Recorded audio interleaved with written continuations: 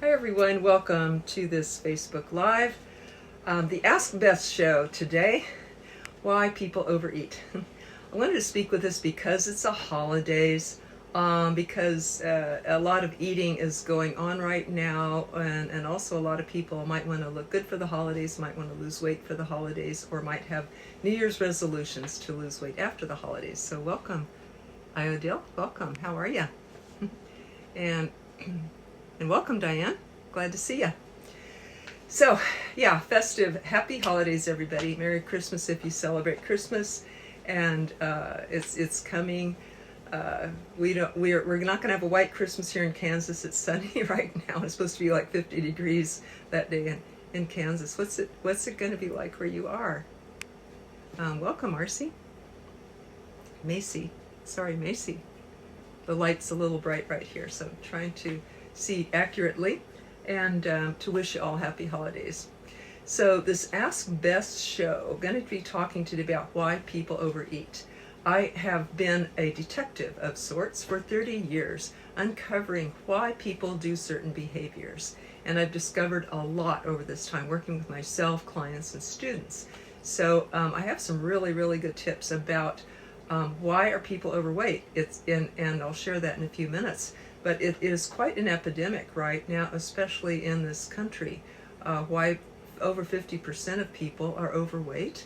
Why a lot of people will lose weight and then gain it right back. What is the reason behind all that? Well, I've found the solution for myself and for a lot of clients and students that I worked with. So I'd love to share that with you because this is an eating time of year. And welcome, Donna, and welcome, Karen, and welcome, Shamala. Glad to see everybody. Hey, if you are ready for the holidays, please type in yes, because then you're in good company here. And welcome, Aviva. How are you? Are you in Israel right now? Are you going to see any of your San Diego family? Aviva, I've been in touch with Lior and Ifat recently, and Lior wrote me a letter. I am now his pen pal. Isn't that exciting? And Aviva, her grandson is Lior, and he wrote me a letter to be a pen pal. in this age of the electronics, he actually wrote me a letter. So, gonna be writing each other back and forth. So, welcome, Shamala, and everyone.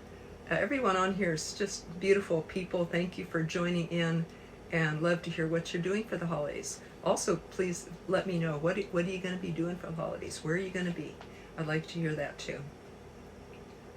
So thank you for the likes and loves, and if you know people who can use tips about losing weight and uncovering the secret to why they're eating. Last time I shared how to lose weight, how to lose weight, but I uncovered more as I was coaching people this week. So I wanted to add to that. Last week was Facebook Live. Here's a hack about how to lose weight, and it's my secret about how to do that. You might want to catch that show. Today, it's like I was gathering all the reasons that I discovered that people do eat more than they burn. And I wanted to share that with you. It's cool. I think it's fascinating. Maybe you'll uncover one of these secrets for yourself. And I believe that I am a detective, uncovering the reason underneath our behavior. Why do we act and behave like we do? And how, when we uncover that, the reason for that, then it's easy to change, isn't it? And that is actually my 4-step method, Real Conversations, that leads us from problem to emotion, to the need underneath it. That's the part we need to be a detective about, and how to meet that need in a healthy way. Because every problem is really the sign of an unmet need, including overeating. So all we need to do is uncover the secret hidden need, and it can be different for every person. It can be unique, but I've got prepared a few examples here to share with you. So welcome, Lucy. How are you? Haven't eaten since Friday evening. So you're doing a fast or a forced fast like some people have with the cold or flu. And or some people do a liquid fast. What's your method right now, Lucy, that you're on?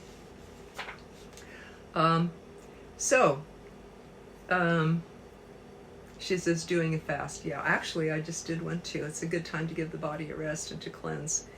And longest I've done a fast is about a week without eating. And yeah, actually we can do that and the body will clean itself out when it does that. So I'm drinking. Yes, I'm drinking, not eating. Yes. So, who am I? I am Bess McCarty, a coach for business and life. My specialty is network marketers. They call me the shrink of MLM, but also for 30 years I've been helping people uncover any blocks and fears and negative beliefs, any places that they're stuck in their business or their life. Could be health, wealth, or love. And I created this show. I come to you every Saturday and Sunday at noon Eastern time. I created this show so that you can come on and ask questions here, or you can private message me on Facebook and Facebook Messenger and ask any question that you'd like me to address during the show. It could be about work, network marketing, career, job, health, weight loss, relationships, family, communication, spiritual fulfillment, any of these things. Because we all are going through challenges, because we're all growing, right? That's what life is designed for us to do. In the meantime, I want to let you know, my message to you is you matter. I hear you. I'll respond. There's a solution to every problem that you face. You're bigger than any problem that is in front of you. And the solution is usually never very far away. And you don't have to do it alone. I'll help. I have the 4-step methods, real conversations, that has the free tools to share with you how to do that self-help method for yourself. And I'll just mention right now, you can get those at the Facebook event, Real Conversations class. That Facebook event is past, but it has a link. Real Conversations class has a link to free tools and also a class that you can follow up with there. That 4-step method that I mentioned, which I'll explain a little bit more in a minute. So, not alcohol. I'm drinking. That's a good one. I've started drinking. Lucy says, nope, not talking about alcohol. So, yeah, we have to clarify, don't we? Let's see, in Shamala, I missed yesterday's, wasn't able to see it on your page. It's there on my Facebook page. Once in a while, it doesn't upload on Facebook, but anyway, yes, the replay from yesterday is always on all my pages.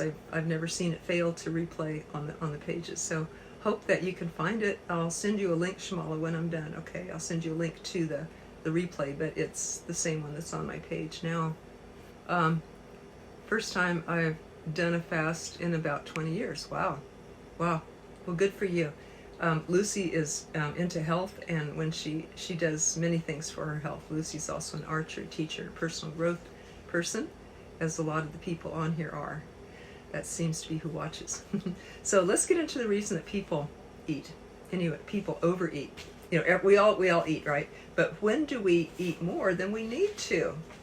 You know, it's almost like somebody who might be buying more clothes than they can wear, buying more things in their house than they can use, and they have to store it then, right? So storage costs money or space or convenience or something like that. When we store it in our body, if it's too much, it can cause problems with the heart, cause diabetes, cause other problems in the body, joint problems, and all of this stuff.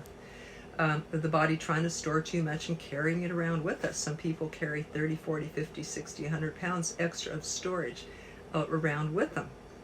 So why do they do that? We're going to get into that in a minute. But watched to say hi. Okay. Got to go. Thank you, Lucy. Thanks for saying hi. Okay, so it can be tough on us when we store too much. But here's a really interesting scientific fact. Did you know that AARP says that people, not just seniors, but people who are 30 pounds overweight are actually healthier than people who are not, who are either 30 pounds, less than 30 pounds overweight or more than 30 pounds overweight. They seem to think that 30 pounds is kind of a buffer. And I found out from my nutritionist that the fat cells actually can hold the toxins so that they don't go into the organs. So that's why people who are a little bit overweight are maybe happier and jollier than people who are underweight. I'm actually trying to gain some weight because I adhere to that principle that the fat cells can protect the organs from the toxins. The fat cells hold them. And my nutritionist taught that you lose the weight every so often. You empty those fat cells out like you change the oil in a car. and then you gain new ones to and attract the new toxins that are in. So there is something to all of that. Don't think that you have to be skinny, but when we carry, welcome Victoria, glad to see you. When we carry too much weight on us, it is a burden to the body, just like if we carry too much of anything, we have to pay for storage or can't move in our house or something like that. So why do people do that? Why do they eat when they're not hungry? And welcome. Oh, hi, Victoria. If anyone here has would like to learn the reasons that people overeat, please type in yes, because probably we all do it sometimes. So here's what I found that people eat. You may have heard this already. There's emotional eating. People want love or fun or comfort. There was a lady that I was in one of my classes, and she said, how do you give up sugar? And I said, well, when did you start eating sugar? She said, when my husband died. And she said, I think I was wanting sweetness in my life. So I encouraged her to be around friends, get a massage, find other ways to get that sweetness and that comfort and that joy that she used to find in her relationship that she was missing in her husband. And so that is the real conversations process. Let's say you're eating sugar and the feeling is loneliness. And the need is comfort, let's say. How can you meet that need for comfort in a different way? Get hugs, get massage. I happen to be a touch person, you can tell. But if you're not, how can you get that sweetness to that comfort another way? Through an animal, a pet, through healthy foods. You can get sweetness through healthy sweetness like raw honey or raw dates or raisins or something like that, if those are on your diet. You can get the sweetness in other ways. Victoria says yes. Awesome.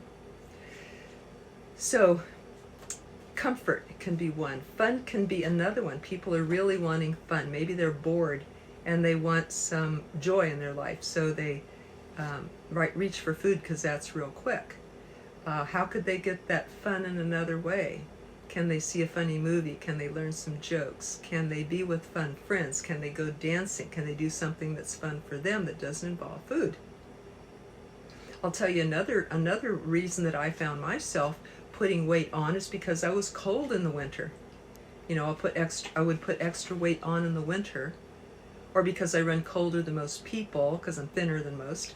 So I would put extra weight on, but then I have to carry it, and that would decrease my energy. So I thought, okay, what if I just put extra clothes on instead of putting an extra layer of fat around me by eating more? What if I just get a really, really warm down coat? So now I have a really full-length warm down coat. It's just gorgeous. It always keeps me warm. Or I can wear extra sweaters or leggings or something like that, long underwear, to keep me warm instead of adding the pounds to my body, which I just happen to like. I feel energetic being lean, and that I can move fast and accomplish a lot that way. So I just happen to like being light. But I discovered that, hey, I could add layers and sweaters instead of adding fat to my body. So being warm might be one, or keeping the room warm, because probably if you're cold, you might be reaching for something to eat. So maybe it's really warmth that you want in the form of clothes or keeping the room warmer. Some people, I know one lady was, she ate because she was confused for the moment. Like she said, what do I do next in my day? I'll have to figure it out, but I always know I can eat. I always know what to do. When I go in the kitchen, I always know what to do next. So for her, it was like a security thing to not feel confused and be able to say, well, I'm not sure what is the best thing for me to do in my day now, or to schedule my time, but I know I can eat. I know what to do there. So she would eat because that was something sure that she could fall back on. Believe it or not, that's why she ate. So we uncover this. It's unique to everybody, isn't it? Some people want entertainment. And I have a naturopathic nutritionist who said, they used to say, let thy food be thy medicine, medicine be thy food, not thy entertainment. In other words, you eat to feel good. I happen to like to do both. I happen to like to eat for health and for taste. And I found a way to combine the both. Just about always. I can always find a way to make my healthy food taste really, really good. In fact, one time I went to a party and had cheesecake there, And I said, wow, I really, really like this cheesecake. And I kept tasting. I thought, I bet I could make a raw cheesecake like that. So I got some unsalted, raw, healthy cheese, and I got raw honey and eggs, and I made up my own cheesecake. By melting the cheesecake, softening it gently in the sun, I kept it raw, so it was healthy. It still had the enzymes and vitamins and all that in it. And then I blended that cheesecake so it was still under the 80 degrees to make sure it was still raw. Blended it with cream and eggs and vanilla and honey and some berries, or I think, anyway, I have a bunch of recipes. So I made a healthy cheesecake, and I made the crust not of sugar and graham crackers, but of pecans and honey that I pressed and froze in the freezer, and then you pour the cheesecake into it, then you chill the whole thing. So I found healthy ways. I have a healthy homemade ice cream that's actually good for you, made with raw cream, and so I make my own ice cream. So anyway, I found ways to make it tasty and healthy at the same time.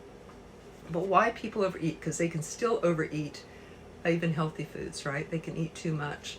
I know one fellow said that when he was not able to afford a lot of food as a child, his folks said, well, we can't afford that. We have to eat these limited choice of foods because we can't afford that. So to him, being poor meant that you have less choices. And now that he is successful and financially very successful, now he has given himself the command, I can eat all I want. I don't have to limit the quantity or the quality of food anymore. I can eat anything that I want now that I'm successful. And so he does. So he just enjoys it. And he figures he's making up for childhood doing that, but yet it's costing his health. So now he's looking at reversing the reason that he was eating. For I know people that have gone through tough financial times like the Great Depression and other things like that. And so when they worse then because of hunger. They don't want to feel that hunger anymore. So they make sure that they eat and always have that backup so that they never worry about running out again. You know, they have a backup. They carry a storage of food around with them. But could it be too much? Could it be taxing their heart and health? So these are really interesting, different reasons, right? They're not always for love or comfort. It might be for security, for, because they were making up feeling deprived. One fellow moved around a lot and had to get, as a child, had to keep giving up possessions, friends, location, and everything. So acquired possessions in his home to hold on to, too many, more than he could use. And some people even do that in their body. They acquire more than they can actually use or burn up or need for energy, just to have that security to hold on to something that maybe got taken away when they were younger. So how can you solve that with real conversations? You find other ways to have security. You give yourself a security inside. A lot of times it's a spiritual issue, right? If I'm realizing that in my life, I'll use the word God because a lot of people relate to that. Maybe you use a different word, or maybe you don't like that word, but I'll just use that. I'll say life or God or the universe has always proven itself to me to provide exactly what I need. And so when I am trying to hold on to things or store up things too much that it hurts me, then I'm not trusting that everything that I need will be there when I need it. And when I need it, what, when, and how, and it's all, and exactly the right amount even will be there when I need it. So if I have a fear, scarcity mindset, I might want to hold on, store up, have that backup, like I'm not trusting life, so therefore I need to have a backup. To me, that would be to heal that scarcity thinking would be to, one way to do that would be to make a study or a list of all the times that life has been there for you. When has life ever let you down? When has life ever not had a solution to a problem that was before you? I bet you can't think of one, because that's not the purpose of life. It's not to punish us or torture us. It's to help us grow and to learn. So it only gives us, somehow uncannily, it gives us exactly what we need for our growth at any given moment. And He gives us exactly when, what, how, and the right amount for our own growth. Does not overwhelm us, does not want to crush us, does not want to punish us. But He gives us exactly what is good for us to grow at any given moment. It's just perfect for me. I don't know how it does that. But then again, how does the sun how does gravity keep the earth at exactly the right distance from the sun? Did you know that, I forget how many millions of miles, the earth is from the sun? Do you know that there's no human life on any planet closer to the sun or farther away from the sun, just on Earth? And did you know that if the earth was 1 mile closer to the sun, we would burn up? And if it was 1 mile farther away from the sun, we would freeze? You think a mile is a lot, but when you think we're millions of miles from the sun already, just 1 mile closer or away is a teeny little itty bitty razor's edge open, space that somehow gravity has to keep us just in there for life to happen. How does it do that? How does it not let us get just a tiny bit closer to the sun and burn up, or a tiny bit closer away and freeze? I don't know. That's the magnificence of life and the perfectness of life. And that is what I experience, that life always brings to me exactly what I need and no more. Any less I get bored, any more I would get overwhelmed or freak out or burn up or explode or something. But it brings me exactly what's right for me, and my neighbor brings exactly what's right for her at the right time and the right amount and the right way. It's so cool. When I trust that, I no longer have a fear mindset that needs to eat out of fear and insecurity and needs to have a backup, because I'm not trusting life. So if I trust life, I might find myself eating what is exactly needed in that moment and trust that it will come around again in time for the next meal. Does that make sense? Is anybody getting value from this? Has anybody got a takeaway? I'd love if you type in yes or put a thumbs up so I know that I'm making my examples clear to you. I hope that you relate to them, that you're getting something out of it. If anybody got a takeaway, I'd love to hear that takeaway. If you know somebody who could benefit from this, I'd love if you tag them or share with them, or even share in other Facebook groups so that other people could be watching at the same time. Okay, I think I've covered all of the topics today. Another reason some people might overeat is they might not be listening to their body. They might not used to being in touch with their body. I am a therapist, a body-mind therapist, holistic health practitioner for over 30 years, and I've counseled and coached and taught a lot of people over 30 years. Some people that I have coached, I'll say, have not been in their body. In other words, they're not in touch with their body or their emotions. They might be in their head because perhaps in the past in their life, perhaps in childhood, they've had a tough childhood. And they had to get into their head to survive because maybe they were abused physically or emotionally and that hurt. So they had to intellectualize things or get into their head or read books or become an intellect only, live from the neck up, as the Chinese say. The Chinese say American man does not know his heart and does not know in his body. He's in his head all the time, or we're on our electronics all the time, right? So a lot of times people are in their head and not in touch with their body's signals, or their heart, or their feelings. So one way to not overeat is when we're eating for the holidays or any time, to be aware, only eat when you're hungry, when your body's saying, hey, I want food, and you don't need to eat until you're completely full. If you want to lose weight, in fact, stop when the hunger has stopped. And then make sure you're eating good food. Right? Proteins, vegetables, and healthy fats. That's how to lose weight. Those are my 3 rules to lose weight. But how can we listen to our body if we're not used to listening to the signals? Maybe we don't even know when we're full, or when our hunger is gone, when our hunger is here, or when our hunger is gone. A lot of people eat before they're hungry, just because it's convenient, or the clock says, or the food's around, or because other people are eating, so, or it looks good, or they want fun, or they want entertainment, or comfort, or any of those things that we just mentioned. So those are the reasons people might not be in touch with their body and listening to its signals. But can you take a moment before you eat, take a breath, and say, am I hungry? And as you eat, be in touch. Am I still hungry? Am I still hungry? No, my hunger's gone. If you want to lose weight, you stop eating there. If you want to gain weight, you eat till as much as you can. Eat till you're full. And if you want to gain weight, eat high-calorie foods. If you want to lose weight, eat proteins and vegetables and some healthy fats. Actually help you to lose weight more than eating no healthy fats. Healthy fats means raw, not heat damaged like fried foods. But if you can, raw or olive oil.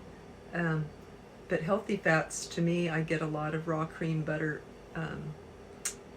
animal fats, raw cream, butter, eggs, milk from the Mennonites near here. You can find raw milk online, rawmilk.com, find the nearest raw milk farmer near you. And very, very healthy, good fats for health. Eating good fats, which are animal, not vegetable. Vegetable fats cleanse, and animal fats, as a whole, animal fats build, so that they act different in the body than vegetable fats. If you're vegan, then you may follow a different line of thinking, and that's okay too. So another reason that some people have gained weight in my history as a therapist working with people, the reason people might not be in touch with their body is they've had trauma happen perhaps in their childhood to where the attention had to go outward, always put out fires, to always take care of people around them. Emotional traumas that their caretakers were going through, so that their attention was on the caretaker's needs and trauma, or even dysfunctions, alcoholism, anger, rages, or maybe that parent was just absent and the child had to focus on outer circumstances rather than inner, so did not learn to be in touch with their own body and signals. Another reason might be that some women especially, but some men, may gain weight as a buffer. Excuse me. Dry mouth.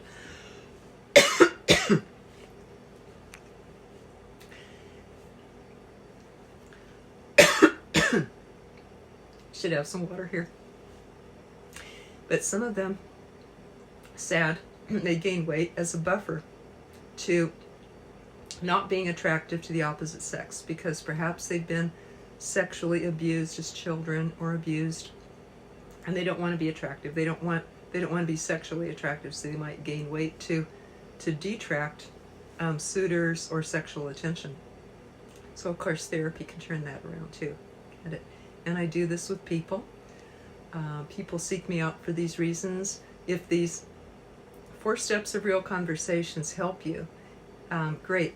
If you want, and you can get those free tools over at the Facebook event, Real Conversations class, and I'll also post a link when this is done. So these are the 4 steps Real Conversations tools, and they may help you. If you want more help than that, people call me for private coaching. If you want something in between those two, price-wise, I have started a Real Conversations class on Tuesday nights at 9 p.m. Eastern Time. It's a phone class, non-recorded for privacy. People can call in and use a made-up name if you want to. People get on there and get coached in any of the areas I mentioned: health, wealth, love. They can get on there, get coached, or just come on and listen from other people who are getting coached on things, because we learn something from every single person. I know I do. So I'll post the link that I mentioned, the Facebook event Real Conversations class has a link to both the free tools and the class. So you're welcome to these. Love to see you. Please private message me any question you like for the Ask Bess show. I'm here every Saturday and Sunday at noon Eastern Time. And love to see you again. Happy holidays, everybody. We'll see you soon. Take care. Bye-bye.